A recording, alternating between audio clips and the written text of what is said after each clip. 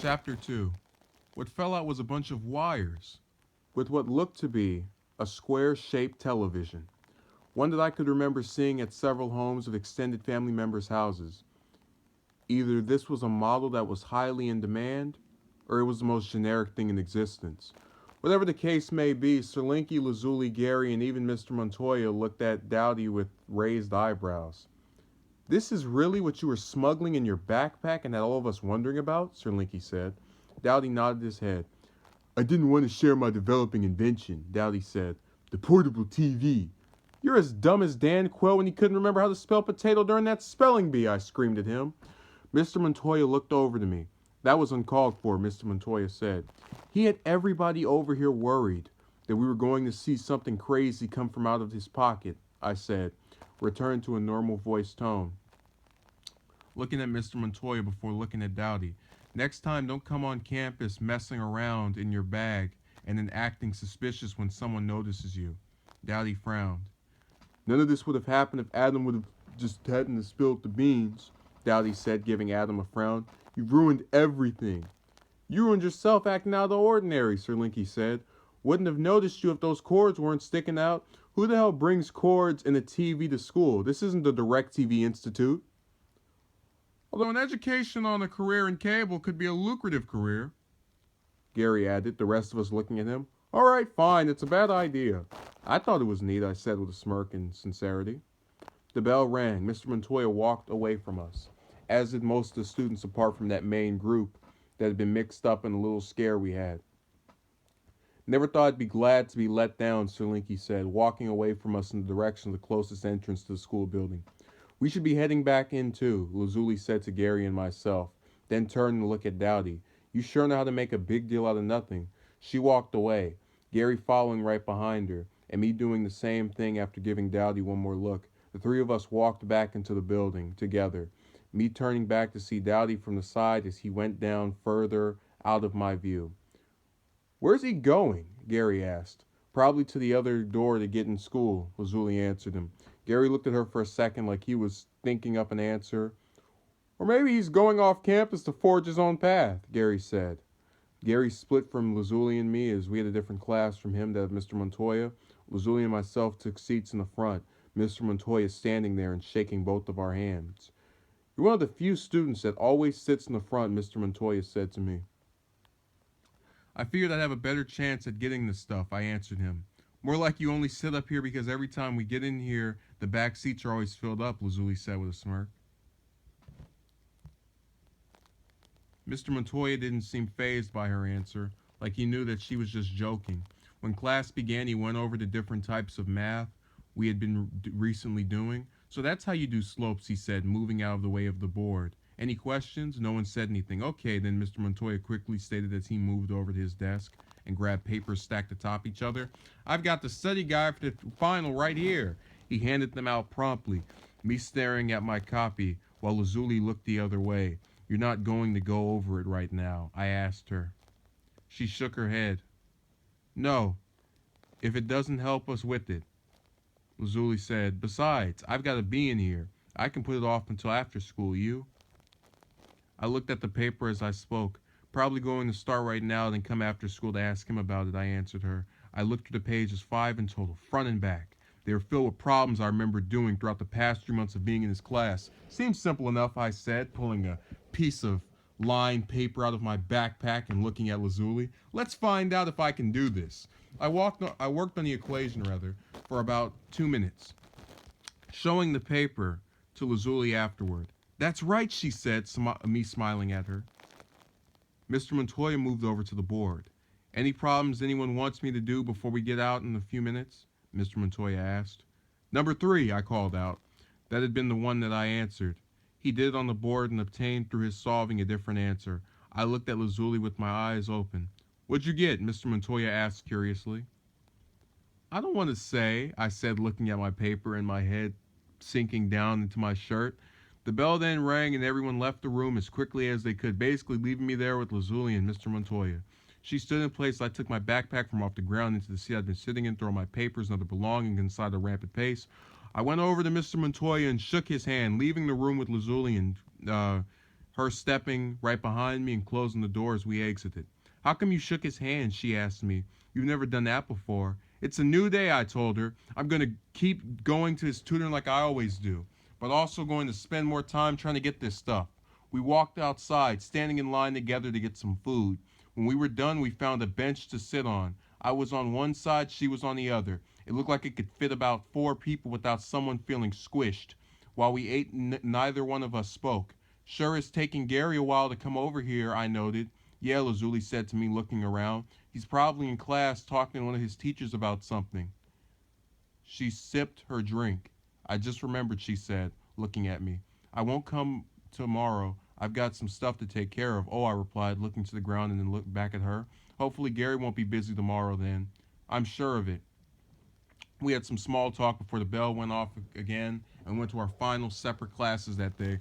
After school, I stood outside waiting for my mother's car to arrive. Neither of them were out there, but there were a couple of other students there. My mother's car appeared just as I pulled out my cell phone. I walked to it. She unlocked the door, and I entered the passenger seat.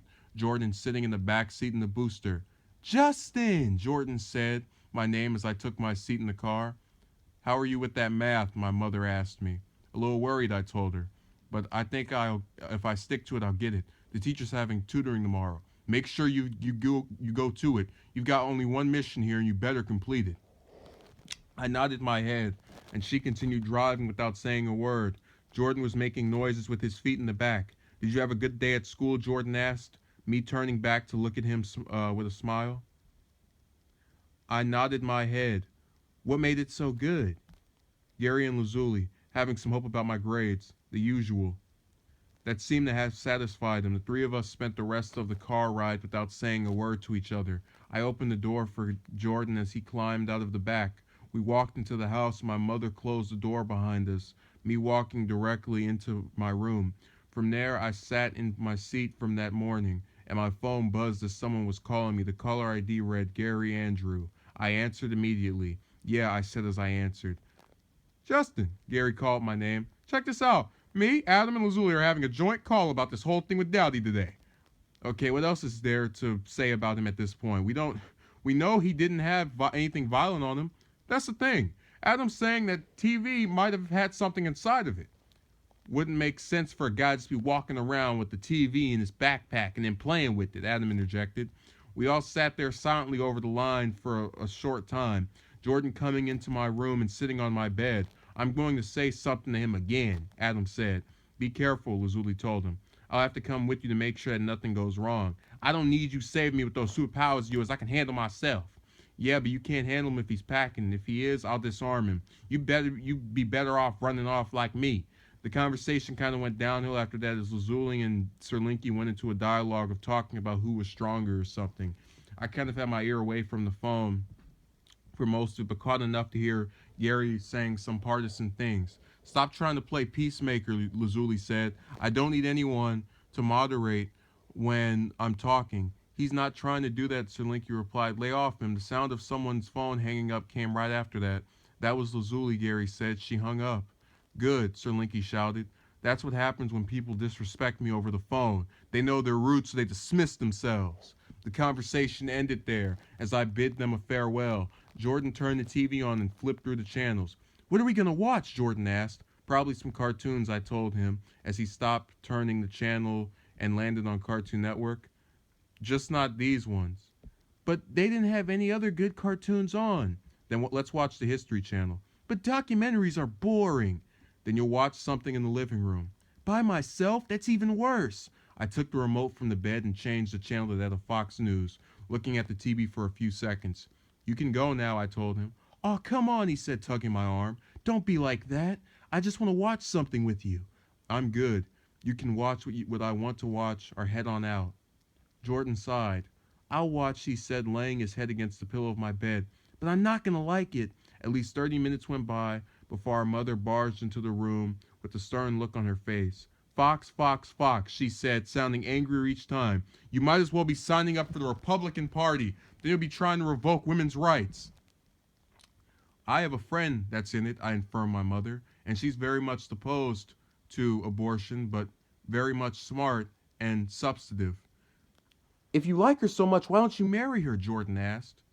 To tell you the truth, I wouldn't mind doing that, I responded to him. My mother scoffed immediately after. That romance crap doesn't have anything to do with what you're in school for, my mother shouted. You have one mission: graduate from high school and then graduate from college. Everything else is filler. I looked at her without saying a word, and Jordan did the same, us looking at each other when the words were done firing out of her mouth. We'll find out what your true worth is when you get out of those institutions, my mother said. She closed the door, and I looked to the ground, breathing a sigh. What's wrong? Jordan asked. What I do isn't enough, I said to him with a smirk. I turned the TV's volume up, shutting my eyes while sitting in my seat and hearing a debate on whatever was going on in Washington. Justin, Jordan called my name. Are you okay? I guess, I answered him. Talk to me. You wouldn't understand, you're not old enough. Yes, I am.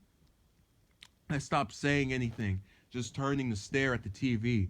He'd either leave or fall asleep from how boring it was, I figured. In the next 20 minutes, he sat there staring at the TV and then back at me. I looked at him. Yes, I asked him.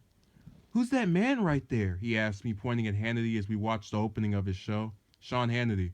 He asked me more questions as the show went on, mostly having to do with what Hannity was saying. The following half hour saw me begin some studying that lasted for 2 hours. When that was over, it was about 6 p.m. My stomach growled, leading me to walk into the kitchen and fetch a fork and then a snack. While doing so, my phone rang. Hello, I answered, not even bothering to look at the caller ID. Justin, a feminine voice I instantly recognized, said, I heard about that thing at school. What's it to you, Marquetta? Don't be like that. Maybe we can meet to talk about it. I could pick you up from school tomorrow. That could work. All right, see ya. I hung up the phone next without saying a word to her. The spikes of Jordan's hair stuck out from the door as he stopped in place. Hey, fly on the wall, I said to him. Come on in. Jordan walked into the room with the most awkward smile known to man and his hand to the back of his head, his eyes closed too, and a smile on his face. He opened his eyes to see my serious look, and the smile vanished. Don't you think you should have said bye to her? Jordan asked. I'd rather not, I answered. That doesn't sound nice. When you're older, you'll understand. Nice guys finish last. I walked out of the kitchen and back to my room, hearing his footsteps behind me. I reached my bedroom before he did, and while hearing his footsteps furthering down the hallway, locked the door right behind me. I turned my TV back on. I overheard banging on the door of an almost violent tone, my heartbeat increasing. In anticipation of confrontation, I unlocked the door to my mother, who frowned at me with an intensity I'd only seen a few times before. You've done some bad things in the past, she said, almost screaming. But this one takes the cake. No son of mine would act so devilish.